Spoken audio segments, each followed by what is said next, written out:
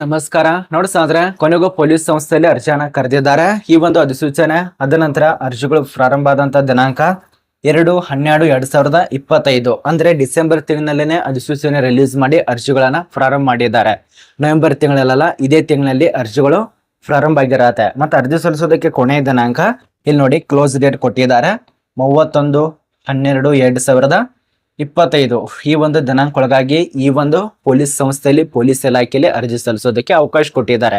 ಇಲ್ಲಿ ಮಹಿಳೆಯರಿಗೆ ಪುರುಷರಿಗೆ ಇಬ್ಬರಿಗೆ ಅವಕಾಶ ಇರತ್ತೆ ಮತ್ತು SC/ST ವರ್ಗದವರು OBC ವರ್ಗದವರಿಗೆ ಅವಕಾಶ ಇರತ್ತೆ. SC/ST ವರ್ಗದವ್ರಿಗೆ ಅವಕಾಶ ಇದೆ, OBC ದವ್ರಿಗೆ ಅವಕಾಶ ಇರತ್ತೆ ಮತ್ತು ಮಹಿಳೆಯರಿಗೆ ಅವಕಾಶ ಇರತ್ತೆ. ಇದ್ರ ಬಗ್ಗೆ ಸಂಪೂರ್ಣ ತಿಳಿಸ್ಕೊಡ್ತಾ ಇರೋದು ಇದೇ ವಿಡಿಯೋದಲ್ಲಿ. ಯಾರು ಪೊಲೀಸ್ ಸಂಸ್ಥೆಯಲ್ಲಿ ಪೊಲೀಸ್ ಇಲಾಖೆಯಲ್ಲಿ ಕೆಲಸ ಮಾಡ್ಬೇಕಂತ ಇದಾರಲ್ಲ, ವಿಡಿಯೋ ಕೊನೆತನಕ ನೋಡಿ. ಯಾವುದೇ ರೀತಿಯಾಗಿ ಗೊಳ್ಳಲ್ಲ, ನಿಮಗೆ ತಿಳಿಸ್ಕೊಡ್ತಾ ಇರೋದು. ಇವತ್ತೇ ಅಧಿಸೂಚನೆ ಆಗಿದೆ. 2ನೇ ತಾರೀಕಿಂದ ಸ್ಟಾರ್ಟ್ ಆಗ್ತಾ ಇದೆ. 2ನೇ ತಾರೀಕಿಂದ ಅಪ್ಲಿಕೇಶನ್ ಹಾಕಿ ಎಲ್ಲ ಮಾಹಿತಿ ಇರತ್ತೆ ಕೊನೆತನಕ ನೋಡಿ. ಮತ್ತೆ ಈ ಒಂದು ಪ್ರಶಾಂತ್ ಅಕಾಡೆಮಿ ಚಾನಲ್ ಅನ್ನ ಯಾರು ಸಬ್ಸ್ಕ್ರೈಬ್ ಮಾಡಿಲ್ಲ, ಸಬ್ಸ್ಕ್ರೈಬ್ ಮಾಡ್ಕೊಳ್ಳಿ. ಬನ್ನಿ ಒಂದೊಂದಾಗಿ ತಿಳಿಸ್ಕೊಡೋದಕ್ಕೆ ಪ್ರಯತ್ನ ಇರತ್ತೆ.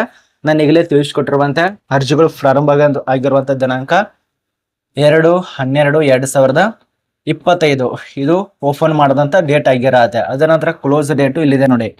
ಈ ಒಂದು ಕ್ಲೋಸ್ ಡೇಟ್ ಆಗಿರತ್ತೆ 31/12/2025. ಸುಮಾರು ನಿಮಗೆ 29 ದಿನ ಟೈಮ್ ಕೊಟ್ಟಿದ್ದಾರೆ. ಇಷ್ಟರೊಳಗೆ ಅಪ್ಲಿಕೇಶನ್ ಹಾಕಿ. ಮತ್ತೆ ಇಲ್ಲಿ ಖಾಲಿರುವಂತ ಪೋಸ್ಟ್ಗೆ ಯಾರೆಲ್ಲ ಅಪ್ಲಿಕೇಶನ್ ಹಾಕಬೇಕು, EWS, OBC, SC/ST OR ಅಭ್ಯರ್ಥಿಗಳು ಇವ್ರ ಅಪ್ಲಿಕೇಶನ್ ಹಾಕೋದಕ್ಕೆ ಅವಕಾಶ ಇರತ್ತೆ. ಮತ್ತೆ ಇಲ್ಲಿ ಖಾಲಿರುವಂತ ಸಂಸ್ಥೆ ಹೆಸರು ಎಲ್ಲಿ ಖಾಲಿ ಇದಾವೆ, Indo Tibetan border police force ಅಂತೇಳಿ. ಈ ಒಂದು Indo Tibetan border police force ಅಂತೇಳಿ ಪೊಲೀಸ್ ಇಲಾಖೆ ಇಲ್ಲಿ ಅಪ್ಲಿಕೇಶನ್ ಕರೆದಿದ್ದಾರೆ. ಇಲ್ಲಿ ನೀವೇನಾದ್ರೂ ಅಕಸ್ಮಾತ್ ಹುದ್ದೆಗಳಿಗೆ ಸೆಲೆಕ್ಟ್ ಆದ್ರೆ 2025ರಲ್ಲಿ ಅಪ್ಲಿಕೇಶನ್ ಹಾಕಿರ್ತೀರಾ. ಈಗ ಅಪ್ಲಿಕೇಶನ್ ಹಾಕಿರ್ತೀರಾ, ಇದ್ರದ್ದು ಪರೀಕ್ಷೆ, ವೈದ್ಯಕೀಯ ಪರೀಕ್ಷೆ, ಅದ ನಂತರ ಹಂಗೋ ಹಿಂಗೋ ಎಲ್ಲಾ ಪರೀಕ್ಷೆಗಳು 2026ರಲ್ಲಿ ನಡೆಸ್ತಾರೆ.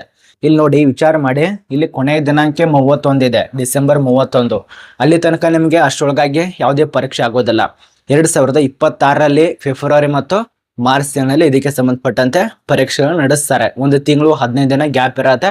ಅದ ನಂತರ ಪರೀಕ್ಷೆಗಳು ನಡೆಸ್ತಾರೆ. ಆಗ ಏನೆಲ್ಲ ರೂಲ್ಸ್ ಇರಬೇಕು, ಹೆಂಗು ಎಂತ ನೋಡಿ ಹೆಂಗ ಆಯ್ಕೆ ಮಾಡ್ತಾರೆ ಅಂದ್ರೆ, ಮೊದಲಿಗೆ ಲಿಖಿತ ಪರೀಕ್ಷೆಗಳು, ದಾಖಲೆಗಳ ಪರಿಶೀಲನೆ, ಪ್ರಾಯೋಗಿಕ ಪರೀಕ್ಷೆ, ವೈದ್ಯಕೀಯ ಪರೀಕ್ಷೆ ಇಷ್ಟ ಮೇಲೆ ಆಯ್ಕೆ ಮಾಡ್ತಾರೆ.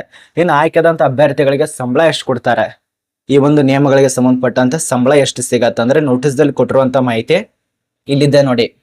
67,700 ರೂಪಾಯಿದಿಂದ 67,000ದಿಂದ ಸುಮಾರು 2,08,000 ತನಕ ವೇತನ ಇರತ್ತೆ. 2,08,000 ತನಕ ವೇತನ ಇದು ಫರ್ ಮಂತ್ ಆಗಿ ಸಿಗತ್ತೆ. ತುಂಬಾ ಜನ ಅನ್ಕೋಬಹುದು ಇದು ಸ್ಟಾರ್ಟಿಂಗ್ ನಲ್ಲಿ 2 ಲಕ್ಷ ಸಿಗತ್ತ ಅಂತ ಹೇಳಿ. ಇಲ್ಲ, ರಿಟೈರ್ಡ್ ಆಗೋ ತನಕ ನಿಮ್ಗೆ 2 ಲಕ್ಷ ಆಗತ್ತ. ಇದನ್ನ ಅರ್ಥ ಮಾಡ್ಕೊಳ್ಳಿ. ಇದು ತಿಳಿಸ್ಕೊಟ್ಟಿರುವಂತೆ ITBP ಅಂತೇಳಿ.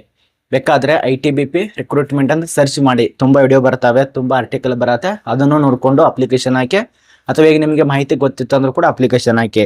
ಮತ್ತೆ ಇದಕ್ಕೆ ಏನೆಲ್ಲ ವಿದ್ಯಾರ್ಹತೆ ಆಗಿರಬೇಕು, ತುಂಬಾ ಜನರಿಗೆ ಪೋಸ್ಟೇ ಗೊತ್ತಾಗಿಲ್ಲ ಇನ್ನೂ ತನ. ಇಲ್ಲಿ ಡೆಪ್ಯೂಟಿ ಜಡ್ಜ್ ಜನರಲ್ ಹುದ್ದೆಗಳು ಖಾಲಿ ಇರತ್ತೆ.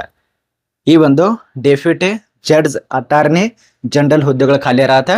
ಇದಕ್ಕೆ ನಾವು ಅಪ್ಲಿಕೇಶನ್ ಹಾಕಬೇಕು. ಆಲ್ ಇಂಡಿಯಾದಲ್ಲಿ ಕೆಲಸ ಇರತ್ತೆ.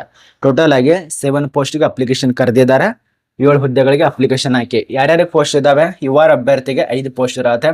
SC ದವರಿಗೆ ಪೋಸ್ಟ್ ಇರೋದಿಲ್ಲ. ST ದವರಿಗೆ 1 ಪೋಸ್ಟ್ ಇರತ್ತೆ. OBC ಅಭ್ಯರ್ಥಿಗೆ 1 ಪೋಸ್ಟ್, EWS ಅವರಿಗೆ ಪೋಸ್ಟ್ ಇಲ್ಲ. ಟೋಟಲ್ ಆಗಿ 7 ಪೋಸ್ಟ್ ಇರತ್ತೆ.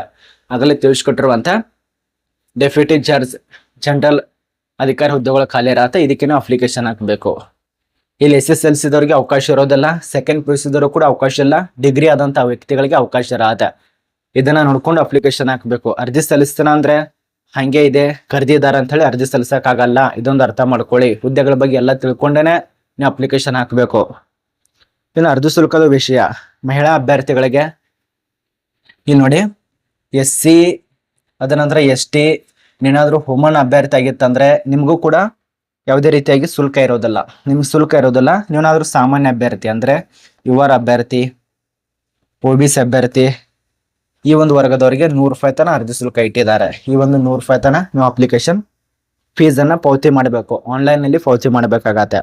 ವಯೋಮಿತಿ ವಿಷಯ, ಇಲ್ಲಿ ವಯೋಮಿತಿ ಬಗ್ಗೆ ಯಾವುದೇ ರೀತಿಯಾಗಿ ನೋಟಿಸ್ ದಲ್ಲಿ ಕೊಟ್ಟಿಲ್ಲ, ಆರ್ಟಿಕಲ್ ಕೂಡ ಕೊಟ್ಟಿಲ್ಲ. ಇದು ಆಫೀಸಿಯಲ್ ವೆಬ್ಸೈಟ್ ಹೋಗಿ ಚೆಕ್ ಮಾಡ್ಕೊಳ್ಳಿ. ಇದರಲ್ಲಿ ವಯೋಮಿತಿ ಯಾವುದೇ ರೀತಿಯ ಮಾಹಿತಿ ಮೆನ್ಷನ್ ಮಾಡಿಲ್ಲ. ನನಗನ್ಸೋ ಮಟ್ಟಿಗೆ 18ರಿಂದ ಸುಮಾರು ನಮಗೆ 45 ವರ್ಷ, ಅದ ನಂತರ 50 ವರ್ಷ ತನಕ ಅವಕಾಶ ಇರತ್ತೆ. ಯಾಕಂದ್ರೆ ಇದು ಅನುಭವದವ್ರಿಗೆ ಇರೋದ್ರಿಂದ ಅನುಭವದವ್ರಿಗೆ ಅವಕಾಶ ಇರತ್ತೆ. ಮತ್ತು ITBP ಮಾನದಂಡಗಳ ಪ್ರಕಾರ ಇಲ್ಲಿ ವಿದ್ಯಾರ್ಹತೆ ಕೂಡ ಮೆನ್ಷನ್ ಮಾಡಿಲ್ಲ. ಒಟ್ಟಾರೆ ಯಾವುದೇ ಒಂದು ಪದವಿ ಕಂಪ್ಲೀಟ್ ಮಾಡಿದವರು ಅಪ್ಲಿಕೇಶನ್ ಹಾಕಿ. ಅದ ನಂತರ ಇದು ಆನ್ಲೈನ್ ಇರೋದ್ರಿಂದ ITBP.police.nic ಭೇಟಿನ ಕೊಟ್ಕೊಂಡು ಅಪ್ಲಿಕೇಶನ್ ಹಾಕಿ. 2ನೇ ತಾರೀಕಿನಿಂದ ಸ್ಟಾರ್ಟ್ ಆಗಿದೆ, 31ನೇ ತಾರೀಕು ತನಕ ಅವಕಾಶ ಕೊಟ್ಟಿದ್ದಾರೆ. Application link, article, PDF form ನಮ್ಮ ಒಂದು ಟೆಲಿಗ್ರಾಮ್ ಗ್ರೂಪ್ನಲ್ಲಿ ಕೊಟ್ಟಿದ್ದೇನೆ, ಚೆಕ್ ಮಾಡ್ಕೊಳ್ಳಿ. ಇದು ಯಾವುದೇ ರೀತಿ ನಾನು ಗೊಳ್ಳಲ್ಲ, ಆಫೀಸಲ್ಲಿ ಇರುವಂಥ ಪೊಲೀಸ್ ಇಲಾಖೆ ಗೋರ್ಮೆಂಟ್ ಇಂದಾನೆ ರಿಲೀಸ್ ಮಾಡಿದಂಥ ನೋಟಿಸ್ ಆಗಿರತ್ತೆ. ಅದರ ಪ್ರಕಾರ ನಾನು ನಿಮಗೆ ತಿಳಿಸ್ಕೊಟ್ಟಿದ್ದೇನೆ. ಇದು ನಿಮಗೆ ಅರ್ಥ ಆಗಿದೆ ಅಂತ ಅನ್ಕೋತೀವಿ. ಇದರಲ್ಲಿ ಏನಾದರೂ ಮಿಸ್ ಆಗಿತ್ತಂದ್ರೆ ಕಮೆಂಟ್ ಮಾಡಿ. ನೀವೇನು ಕಮೆಂಟ್ ಮಾಡಿರ್ತಲ್ಲ ಅದಕ್ಕೆ ರಿಪ್ಲೈ 1 ತಾಸು 2 ತಾಸು ಬಿಟ್ಟಾದ್ರೂ ಕೊಟ್ಟೆ ಕೊಡ್ತೇನೆ, ಅಥವಾ ಸ್ವಲ್ಪ ಬಿಜಿ ಇದ್ರೆ ಕೊಡೋಕ್ಕಾಗಲ್ಲ, ನಿಮಗೆ ನೋಡಿ ನಾನು ಕೊಟ್ಟೆ ಕೊಡ್ತೇನೆ. ಏನೇ ಡೌಟ್ ಇದ್ರು